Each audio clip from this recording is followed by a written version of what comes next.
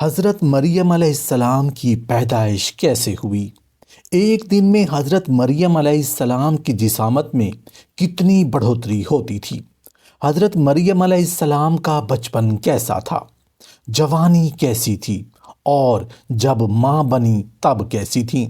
حضرت مریم علیہ السلام کی پیدائش سے پہلے آپ کی والدہ محترمہ حضرت حنہ علیہ السلام نے ایک روز درخت کے سائے میں ایک چڑیا دیکھی جو اپنے بچے سے پیار کر رہی تھی اور اسے دانہ کھلا رہی تھی۔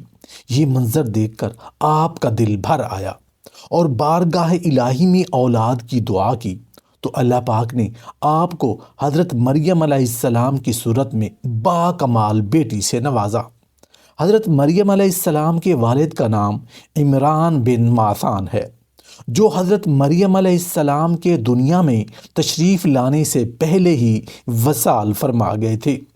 اب سوچنے والی بات ہے کہ حضرت مریم علیہ السلام کی پرورش کس نے کی، چونکہ حضرت مریم علیہ السلام کی ولادت سے قبل ہی آپ کے والد اس دار فانی سے کوچ کر گئے تھے۔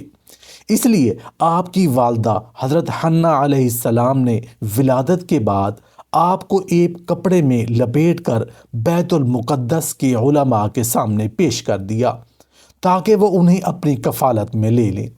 یہ معزز علماء حضرت ہارون علیہ السلام کی اولاد میں سے تھے اور بیت المقدس کی خدمت پر مقرر تھے۔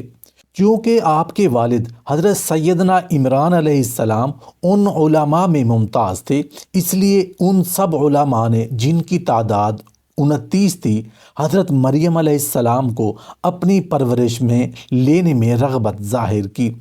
حضرت زکریا علیہ السلام نے فرمایا کہ میں ان سب سے زیادہ حقدار ہوں کیونکہ میرے گھر میں ان کی خالہ ہیں۔ معاملہ اس پر ختم ہوا کہ قرآن اندازی کی جائے، چنانچہ قرآن حضرت زکریا علیہ السلام ہی کے نام پر نکلا اور یوں حضرت مریم علیہ السلام حضرت زکریا علیہ السلام کی کفالت میں چلی گئیں۔ صالحین کے گھرانے میں پیدا ہونے والی اس مقدس شہزادی کو رب العالمین نے کن کن فضائل و کمالات سے نوازا؟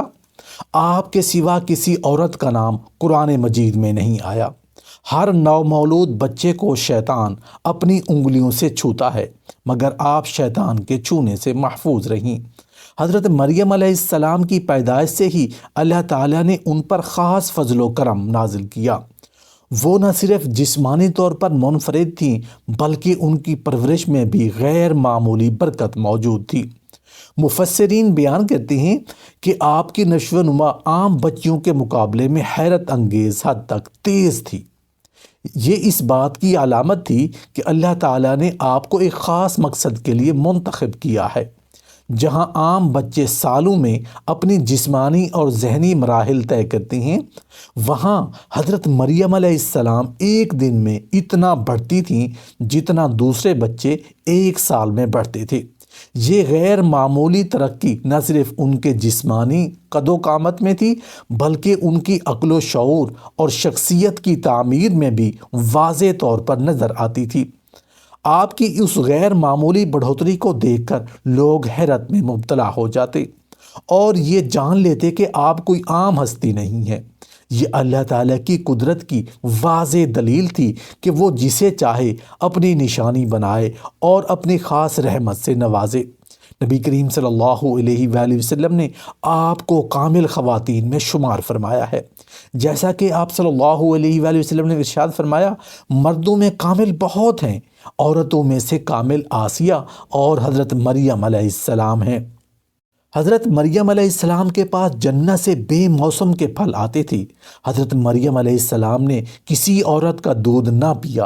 ایک مرتبہ حضرت سیدنا زکریا علیہ السلام نے حضرت مریم علیہ السلام کے پاس بے موسم پھل پا کر آپ سے سوال کیا کہ یہ پھل آپ کے پاس کہاں سے آتا ہے؟ تو حضرت مریم علیہ السلام نے جواب دیا کہ یہ اللہ پاک کی طرف سے ہے۔ حضرت زکریا علیہ السلام کے ہاں بھی اولاد نہ تھی، چنانچہ جس مقام میں حضرت مریم علیہ السلام کی مذکورہ کرامات ظاہر ہوئیں وہیں آپ نے پاکیزہ اولاد کی دعا مانگی۔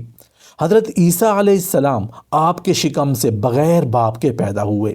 اس لیے آپ کی قوم نے طعن و بدگوئیوں سے آپ کو بڑی بڑی ایذائیں پہنچائیں، مگر آپ صبر کرتی رہیں اور بڑے مراتب و درجات سے سرفراز ہوئیں۔